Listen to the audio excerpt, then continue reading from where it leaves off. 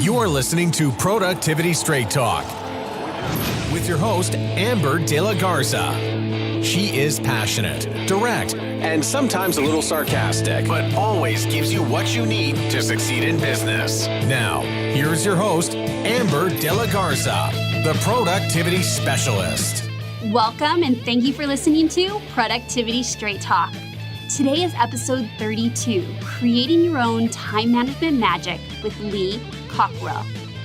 If you are an entrepreneur who wants to take consistent, massive, focused action in your business and life, then you're in the right place, and I'm so glad you've joined me. If you are a repeat listener, welcome back. I am so happy that you have found this podcast as a valuable resource to help improve your productivity and increase your profits. I am looking forward to you listening in on my conversation with our guest, Lee. Lee Cockerell is the retired Executive Vice President of the Walt Disney World Resort, a position he held for 10 years. Before joining Disney, he opened the Disneyland Paris project. Lee held executive positions with Hilton Hotels for 8 years and Marriott International for 17. Lee lives in Orlando, Florida with his wife, Priscilla. Lee's favorite pastime is spending time with his 3 grandchildren, Julian, Margaret, and Tristan. When listening in on my conversation with Lee, you will discover Mickey-approved time management methods that never fail, daily rituals Lee kept while running Disney, the meaning behind touch your people before you touch your work, what you can do to prevent unnecessary fires in your life, the best gift you can give others you want to see succeed, and so much more, because this is a value-packed episode. So let's dive right in and meet Lee. Hi, Lee. Welcome to Productivity Straight Talk. Thanks for being here with us today. Hey there. Good to talk to you. Glad you're here. I know. I'm so glad we were able to connect. I have a question for you. Before we jump into the topic of time management, can you let our listeners know a little bit about your background and how did you become an author and a trainer and an expert in time management? Well, I started in the hotel business way back in 1965 at the Hilton Hotels. And one of the things I think I got ahead because I didn't have a college degree. I dropped out after 2 years because I forgot to go to class. That's what 18-year-olds do. So I went in the Army. That got me some discipline because they actually are not too happy if you don't show up. So yeah, I'm very disciplined. I always was. I grew up on a farm. We worked hard and had things we had to do, and just normal for me to be organized and disciplined and reliable and credible. But I didn't have a very good system. And as more things came into my life through the years, it was getting more complicated. Once then I had a marriage, then I had a house, and then kids, and then another job and a bigger job. So it keeps coming at you. And it's one of the problems today. And I finally went to a time management class my boss made me go to. I didn't want to go because I didn't think I had time. Right, exactly. That's usually people's excuse. Yeah, this was a 2-day class too, 16 hours. And it was probably the best thing I ever did in my life. I sat on the front row. I took notes. I paid attention. I implemented exactly what he told us, and I put a system in place, and I started using that the very next day. And I would say after 25, 30 days, I was into it, and I would never start my day without planning it now and thinking about the responsibilities in my life. And then I started teaching it. I taught it to about 100,000 people at Marriott and more than that at Disney and around the world. And it's just one of those things that they don't teach it in high school and college, which is quite concerning to me. And I'm working with a lot of high schools and colleges now. Just did a program for 100 school districts down in Texas trying to get this in the curriculum, because really at the end of the day, it doesn't matter how much you know if you can't pull it off. You can't get it done. You're not keeping your promises. This is what gets people in trouble. So I kind of became an expert at it. I've studied it. I've been doing it for 35 years. And then I wrote a book about it because I wanted to share that. Just that one little thing might change your whole life. And I think a lot of people don't sit and think about the responsibilities that are really important, like your health and your aging grandparents and parents you're going to have to take care of, and making sure you got your finances straight and your retirement. And I think we have a lot more responsibilities than we sometimes think about, because time gets away from us. And all of a sudden you're 22 and then you're 45. And Yes, it does seem like a blink of an eye, that's for sure. So that's why I did it. And it's just something I'm really into. I really think about that one concept, to schedule the priorities in your life so they don't get away from you and you don't have regrets later that I wish I'd have done this and I wish I'd have done that. So yeah, that's what I did. It sounds like you live a very purposeful life. And I think many people, either in seasons of their life or just based on not having the education and the time management, as you're saying, live very reactive, like they're just reactive to everything that's happening and not saying, this is where I want to be. And this is in an organized way how I'm going to go after those goals. No question. I think that is the issue. You just described it perfectly because we just think there's time and everything will work out. And things won't work out unless you make them work out. That is so very true. I started my business with personal productivity. Maybe similar to you is that I saw that there was a gap. And what I saw was that entrepreneurs had all this opportunity around them, opportunity for growth. Maybe they had a good business coach, good business systems, but they weren't able to take advantage of the opportunities around them because they were so disorganized, because they had poor time management skills. And I felt like this was an essential skill that could be learned by entrepreneurs, and it would directly affect their profits, directly affect the growth of their business, because they'd no longer be using the crutch of, I don't have the time, I can't implement that idea, or they don't follow through on great ideas. And so I think that this thread or this idea, Lee, that you have of educating our young children, I think is so important, because you're right, it is not in any curriculum that I've ever heard of. So I'm happy to hear you're making headway in Texas. Yeah, and several universities have signed up for it now. And I think the problem is our grandkids went to a private school and they got a planner when they were in the 7th grade and taught how to use it. In our family, we got a plan for college. You go for 4 years and you graduate. You don't hang around for 6 or 7. And getting that discipline that you have responsibilities. And when I was working at Disney, I didn't focus on anything but making sure we were hiring the right people, promoting the right people, training everybody properly, and creating a great culture. Those are the 3 things. And now that I'm retired, I've kind of got 3 more. Number 1 is taking care of myself, exercising, staying strong and healthy. And number 2, my family. And number 3, my work. And after that, I'll help Kim Kardashian if I have any time left over. That's so funny. So I didn't share with you, but I actually got some questions from our listeners that are so excited to ask you some questions. And so I'm going to ask on their behalf. But one of them had asked, what were your top 3 priorities when you ran Disney? And so if you can repeat those and just elaborate on them a little more, because the idea that you were in charge of 40,000 cast members, as you guys called them at Disney, I believe. What does your day look like? And you said your top 3 priorities were what again?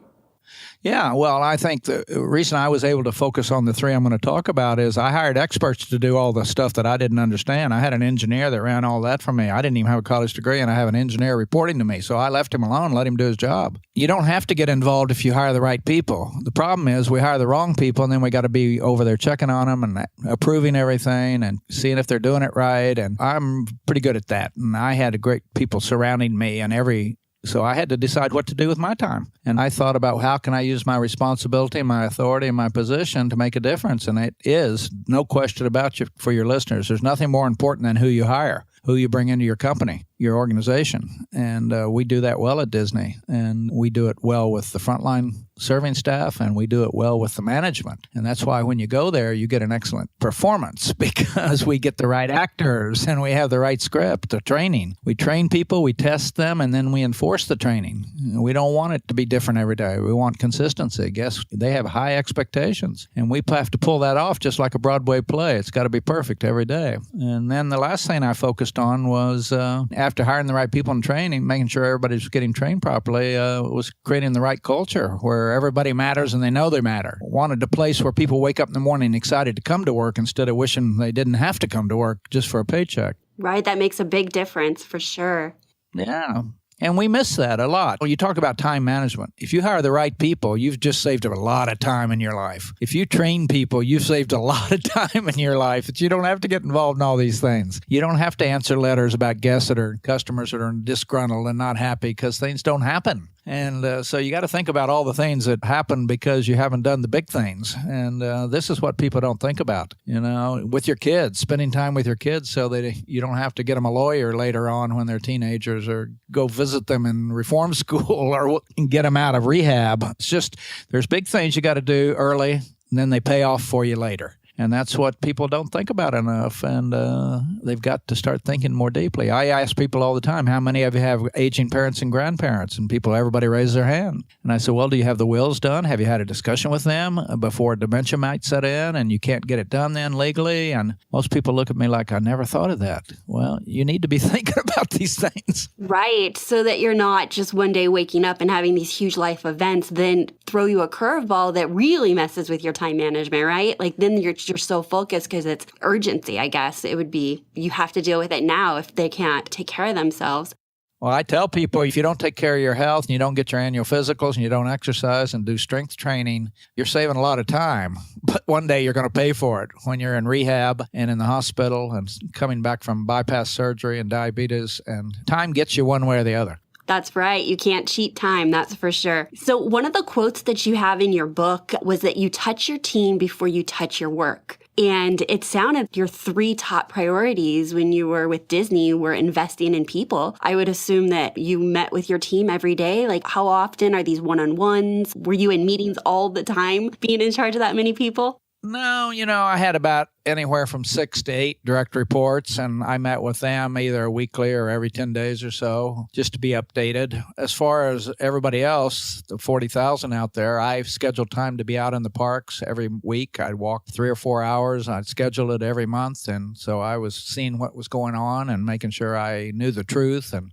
so I can make the right decisions. And so I used my calendar again, my time management, to schedule times where I needed to be so I didn't get behind and not knowing what was happening. And so I touched a lot of people, and I did a newsletter every week. I sent out to all 40,000 telling them what they needed to be focused on. And by the way, if I was doing that today, I'd be doing a podcast for them. Right? This is such a great medium. It's fabulous. I mean, anybody that's not listening to the podcast that will improve their life, whatever it is, yours, mine, somebody else's, and whatever business you're in, this is one of the most powerful ways to communicate and for people to hear your voice directly. And I think the communication things, clarity of expectations is what I always think about. Are people clear about what we want them to do? Because they'll do it. So many managers are not clear. They don't lay it out. They don't reinforce it. They don't get out there and let people see you and talk to you about what your expectations are and how they can be better. And these are simple things, but you can't hang out in the office all day. Right. You have to be out with the people. By the way, when you said, I used to say, touch your people before you touch the work, an HR person said, well, maybe you don't want to touch the people. Maybe you just want to have a good relationship with them. I said, well, that's what I meant. That's how I took it. But the other way is pretty funny too. Yeah. So you are a big believer based on your book when I read it. So let me just share the Time Management Magic book is your book about time management. And in there, I figured you named it time management because that's what most people recognize and that's what they think they need. But you are a big believer that it's not about time management, but rather about life management. And you've already alluded to that a lot about our health and about what our priorities are and in all kinds of other areas. So this is a tool, and my understanding is time management is a tool that you use to manage your life. Is that correct? Absolutely, and I did name it time management so people would know what it was about. But at the end of the day, in every talk I give and everything I do, I talk about this is not about time management. We all got 168 hours. This is about keeping your whole life under control, from your health to your marriage to your kids to your retirement to your parents, whatever in your life. Because a lot of people are very happy at work, but your wife at home is not happy. Well, then that's the problem. Or your kids are not happy, or you're not spending enough time with them. So this is about keeping your life under control. And I think it's just a matter of we haven't taught it. People don't talk about it. Some people do it well just because they probably grew up in a family that paid attention to those things and maybe their parents taught them these things. But you name anybody in the world, I don't care how high their job is, what position, or how low it is, a lot of people have a problem with this, of keeping it all together. I agree. So what do you think the number one challenge is with time management? Why do you think that time management is such a challenge for so many? Well, I'd say the biggest one I think about is people don't want to do the hard things. It's hard to exercise. It's easy to lay on the couch. It's hard to push back from the table. It's easy to eat too much. It's hard to have a difficult conversation with somebody about their performance. It's easy to let it go. It's easy to get in credit card debt. It's hard to save your money. And the big things that create our problems are the hard things we're not doing. And the reason we don't do them, they're hard. So people don't want to do them. People have time to do what they want, but not what they should be doing. And I think it's a mindset. If you don't start doing the hard things, your life's going to get harder. If you take the easy route, your life's going to get harder. If you do the hard things, your life's going to get easier and easier and easier. This is one of those things. You know how we all feel. The night before we have to do something hard, we hate it. And the day after, when we check it off and it's done, we feel so good we can't stand it. And we just sleep better. We feel better. We've been honest with somebody. We've told the truth. We've helped them by not keeping it to ourselves. It's a responsibility. It is a responsibility. It's a way that we are looking at how we want to live our lives. You've mentioned quite a few times, and in the book also, about how children are raised. And I feel like I work very hard. I have a 7-year-old to not reinforce instant gratification because I feel like that does not support the discipline. When you gave all those great examples of it's easy to stay and eat too much or it's hard to push yourself away, it's because we don't see or we're not connected to the delayed gratification of pushing yourself away and not eating too much, or showing up to work on a consistent basis, or investing in your high value activities. It seems like hard at the moment, but you're not as connected to the end result. And I feel like that has a lot to do with how a lot of people are raised. Instant gratification is rewarded. Absolutely. And, you know, if your son is happy all the time, you're not being a good mother. Yeah, I mean, we've got to think about, sure, is it hard to take their phone away or get them off the iPad and get outside and go do something or whatever, do their homework? Sure. But that's life. They got to learn. That's right. That's why they're living with you, not with somebody else. And, you know, I talk about leadership. Boy, you got the most important leadership job in the world, because if you mess that one up, you're going to really be unhappy. That's true. I mean, the decisions we make with the way that we raise our children, you know, I wasn't the way my son was now, but I have reinforced organization and being responsible for yourself and making good decisions with your time. And he hears me talking about all that, but he's like a little mini me. Now, I wasn't that way when I was 7, but I wish that I had had the perspective on why time management was important and why being organized was important as I have invested in my son. And so it'll be interesting, and it could go two ways. It could be I'm really messing him up or it's really, really helping him out. We'll see how that turns out. As long as you tell him every night you love him before he goes to sleep, and then he knows that you're doing it for him, and just keep talking about it, he'll be just fine. My mother would kick our little rear ends, and then she'd tell us she loved us, and we grew up to know that we were learning discipline and we were learning how to be successful. And that's what mothers want. Your long-term vision's for that little boy to be very successful one day, be a good citizen. And kids, they don't like to be developed. They want to have fun. Yeah. They like to be a little bit of a rebel for sure. So I want to transition into a few questions that I had from some listeners, and they were really, really excited about this interview. So I'm going to ask you. So Jessica Ann Burney says, do you time block? Well, I do. And when I was at Disney, I blocked out beginning of every month. I blocked out a day to go to the Magic Kingdom, 2 or 3 hours, and 1 day to go to the Animal Kingdom and the hotels. I block out I had to do strength training twice a week. It's blocked out at 9:40 on Tuesday and Fridays. I work out every day at 4 o'clock. And I would say 90% of the time I get those. I mean, things can come up. But when you block things and you schedule the priorities in your life and put them in your calendar, the odds go up that you're going to get them done. Versus when I feel like it. I said, when are you going to feel like working out? Nobody likes that. So yeah, I block a lot of time. I've blocked out the month of June actually already, so I don't book any appointments in there because my wife and I are going to celebrate our 50th wedding anniversary. And oh, congratulations. We're going to Italy where we rented a house, and you have to plan those things in advance. So yeah, I block out time. I always make sure my personal things in there. My grandson's graduating from University of Miami on December 14th, so I blocked out 3 days there to go down. I've already blocked out May of 2020 when my granddaughter graduates from college to make sure I don't have anything in there. My calendar goes all the way out, and I just want to make sure I don't book a speech or something, then remember she's graduating. Right. Or getting that mammogram for ladies or getting that colonoscopy. When he says come back in 5 years, I flip over 5 years and I schedule it in there. Anything that's important, you ought to be putting in your calendar. I agree. Okay, so next up we have Matthew Mullen. Now, he was the one that asked about what your top 3 daily activities were, but he also asked, which we've already answered, so he also asked, did you have any rituals when running Disney, like morning rituals or things that you did regularly?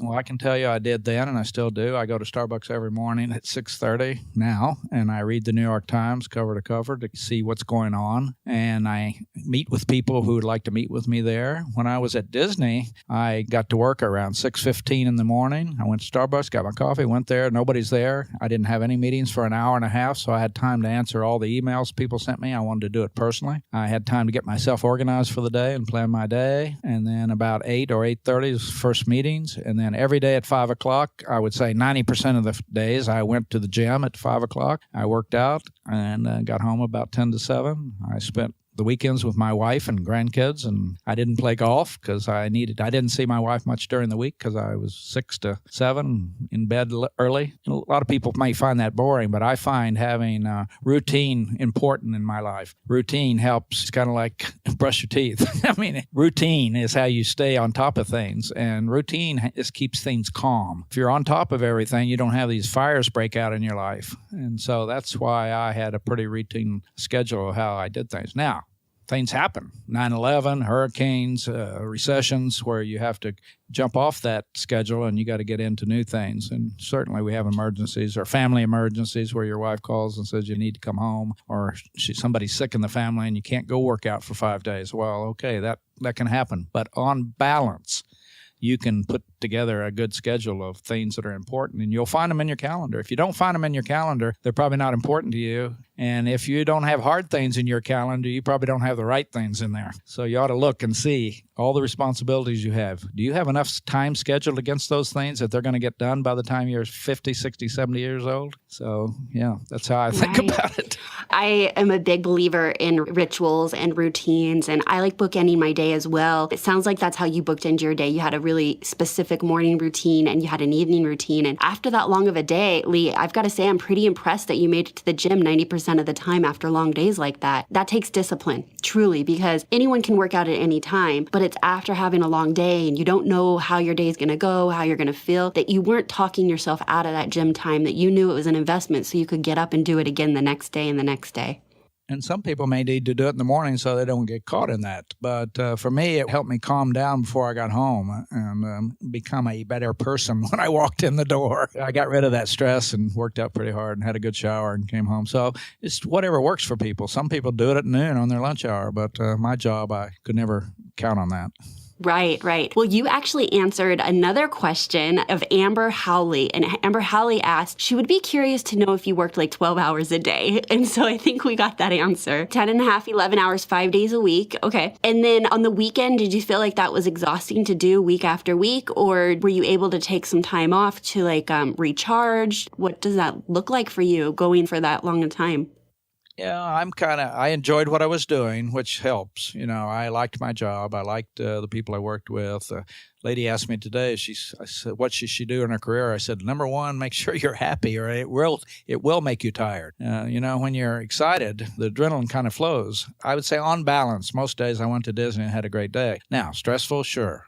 We had to make hard decisions, sometimes with recessions, cutting costs, all those kinds of things. But on balance, weekend, if I can get a good night's sleep every night and spend the weekend with my family, and I'm in pretty good shape. And I had vacation. I had 3-4 weeks a year in vacation and holidays like everybody else. And I lived very close to work. That's another thing I did on purpose. I lived 10 minutes from my office, so I didn't have a long commute.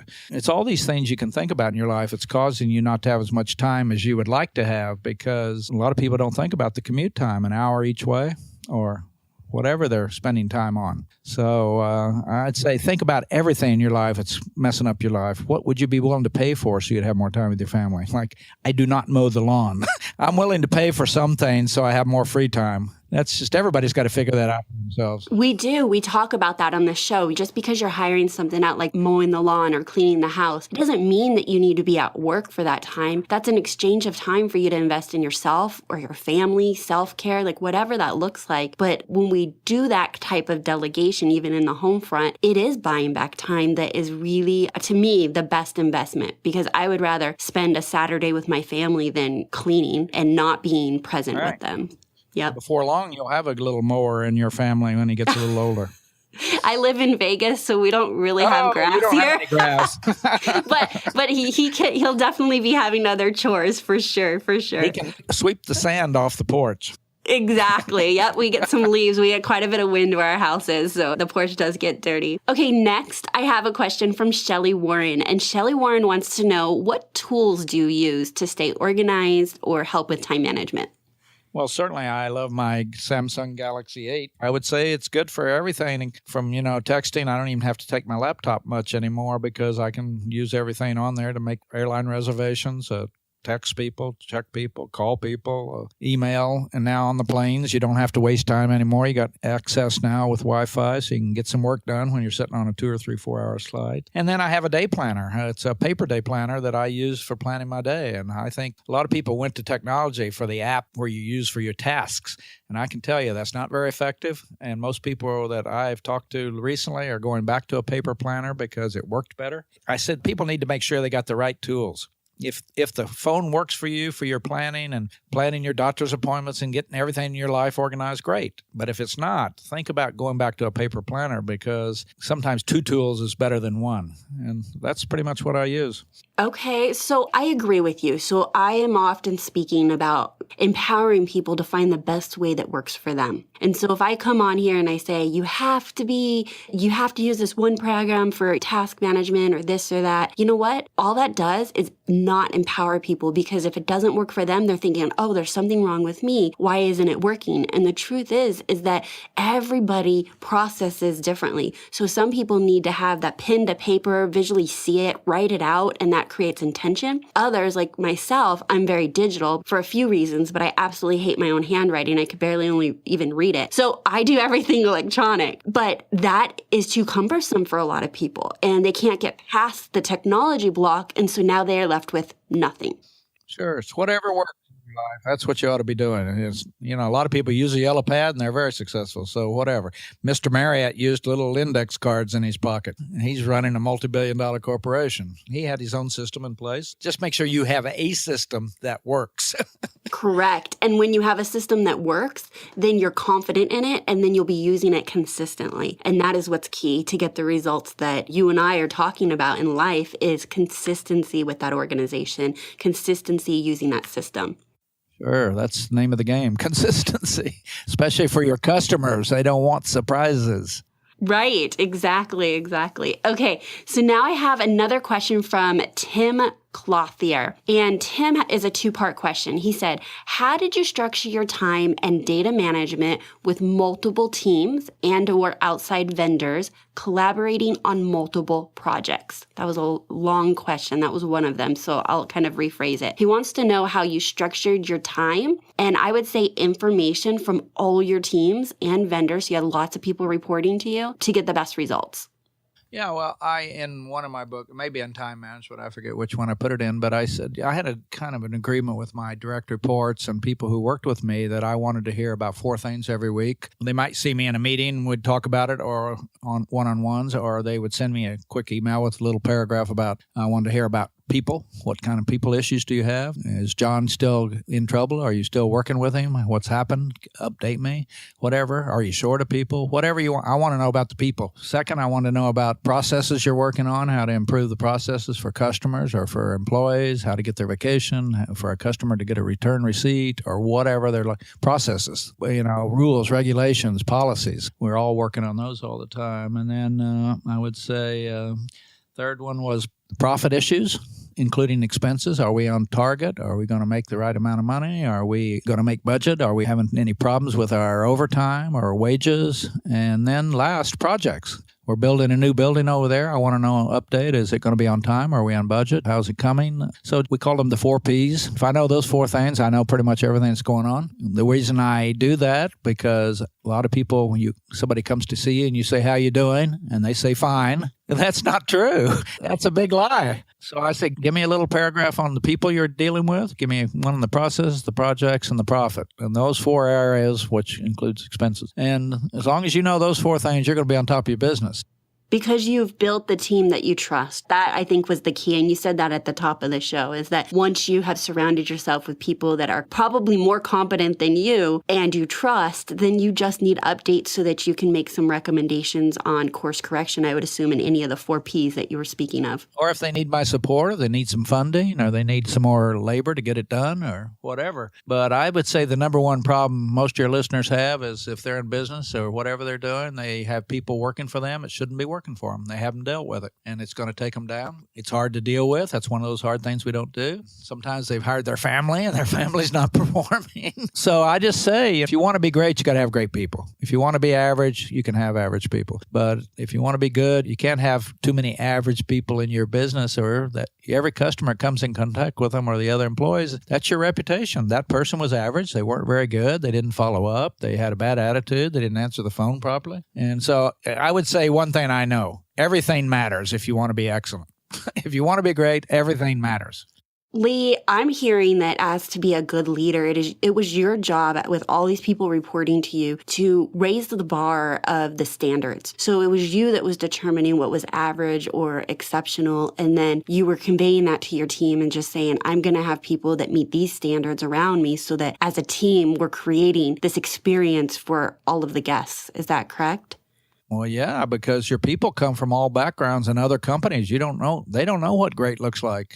Unless you clarify what it looks like, they'll be bringing something they learned down at Joe's theme park and some hotel that's a dump somewhere. And people only know what they've experienced. And I don't know what they've experienced. So we're very clear with them when we hire that our expectations around performance and around quality and cleanliness and friendliness. And I think that's one thing people could take from this is be more clear. Like you are with your son. When you're clear with him, he'll understand.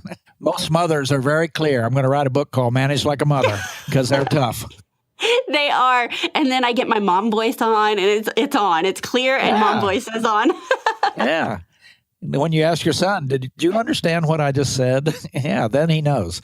Yeah. You know, it's funny that you say that because I was having an issue for a little while communicating. I thought I was being very clear. And he would go do something, and I wasn't getting the results I was looking for. And so my husband and I implemented this policy in that when we say something to him, now we ask him to repeat what he heard. So because we're really training him, like what I said, and I believe what it means. Well, I've got 36 years of life experience, why I thought that's what that meant. And so now we have him communicate back to us, what did you hear? And then we either confirm or correct so that he's not getting in trouble needlessly. Well, absolutely. And kids are always looking for the loopholes of what you didn't say, too. So that's it. It sounds like you know my son very well. I know my son. I know my grandkids. All kids. Okay. See, I only have one child, so I wasn't sure it was all children. I thought, it's just my kid. That's very, that's not exactly. All kids have these issues, and all kids lie. I don't know if yours is yet, but he will. Yes. We're having that issue right now. In fact, this is like a little side thing, but we took him trick-or-treating Tuesday, so 2 days ago, and I thought I didn't hear him say thank you. And I was like, did you say thank you? And he's like, uh-huh. Like he couldn't even get it out. And I'm like, you're lying. And I go, you one knew. more time. I knew, because he's not good at it yet, thank goodness. Right. He'll get better, though. He'll get a lot better. That's what better. I'm afraid of. The best liars are 13 to 17. The 8-year-olds are pretty good, but they're not quite talented yet. Yeah, so he's putting his training wheels on for it. It doesn't work well. And then it happened again. And I was like, did you not say thank you? And he said, no. Now he answered truthfully. And I didn't let him trick or treat the rest of the night. I had already set standards the first time I caught him. I'm like, first of all, you lied. Second of all, if you don't continue to say thank you, you're done trick or treating. And it's about holding standards. I do that with my son, but that's teaching him discipline. If you keep getting away with things that are not proper behaviors based on our expectations in our household, then he's going to feel like he can get away with anything and everything throughout all of growing up. And I just see how that's a rippling effect on how his life will turn out, honestly. You're giving him the best gift you could, holding him accountable. This is the number one problem we see today when people come in the workforce. And it starts at home, and then everybody wants to blame the teachers. I said, don't blame the teachers. It starts at home. Absolutely. It'd be a gift because that's where people get in trouble in the workplace. They're not courteous, they're not nice, they're not respectful, they're not professional. Very few people get in trouble for what they technical skills. Everybody knows what to do. They just don't do it right. Look at what's going on now every day with all this sexual harassment and men everywhere just misbehaving and not having respect. And kids have got to learn, and that's where they learn it, at home. So you keep on him. Yes, I will definitely keep on them. Lee, this has been an amazing conversation, and I'm so grateful for your time. I'm really glad that I got to get some of my listeners' questions answered. Before we end today, how can our listeners learn more about you or work with you? Because you're really up to some really cool things. Yeah, well, I got everything on my website, which is Lee Cockerell, Cockerel.com. LeeCockerell.com. Everything's on there. I have a podcast too every Tuesday morning. It's 15 minutes. It's called Creating Disney Magic. It's about leadership, management, and customer service. And you just celebrated a big win, I saw. We did. We had 1 million downloads, and we're growing rapidly now. I was at the airport the other day, and a young lady tapped me on the shoulder and said, "Are you Lee Cockerell?" I turned around. She was with her 2 sisters. I think they were 14, 12, and 10. And their dad stepped in and said, "Lee, the reason they know you is because they have to listen to your podcast every Tuesday morning and write a report because they're homeschooled about what they learned." Oh, my gosh. That's amazing. I think that's pretty unique because there's a lot of podcasts out there you could be using for your son to listen to and then discuss it at dinner or breakfast. I love that. I mean, I love that people are using some of this stuff to not only educate their kids, but in their development. And so podcasts are fun, and I know you know that already. Not everybody knows that. And it's free, and you can do it in the car on the way to work and mowing the lawn or doing the dishes. So, yeah, that's where you can find out about it. Yes, and you've written several books, and so everything's going to be on your website, and I know you do workshops and things like that. So I will make sure that the link to your website is in our show notes. And before we leave, I like asking my guests just one more question, and that is, how do you take consistent, massive, focused action in your business and life? What would you attribute to taking massive action in your business and life? Well, first of all, I'm compulsive, and I have a huge fear of failure. So I grew up in a very insecure family, a very dysfunctional family. And I thought I'd never be anybody. And then all of a sudden I started getting better and better. And I learned that it was up to me not to blame my mother. And so I'm a pretty good learner. I'm still learning every day on technology and management skills and technical skills and leadership. I think about it every day. And I think nobody has an excuse today. You can fill in any knowledge gap you have, listening to podcasts, going on the internet. I tell people, if you hear a word and you don't know the definition of it, and 5 minutes later you don't, that's your fault. There's nothing you can't know today if you want to know it. And so curiosity, I would say for me, was I got excited about learning more. And last night I was looking up how far stars are from the Earth. And isn't it amazing? I feel like I have the most random information in my head because Google is just a second away. I'll be sitting there and I have this random thought and I want the answer. I go find the answer. And that is a huge blessing that technology has brought for us, is to expand it, because before you'd have to get out of your house and go to the library or find your dictionary and go through the dictionary to find the definition.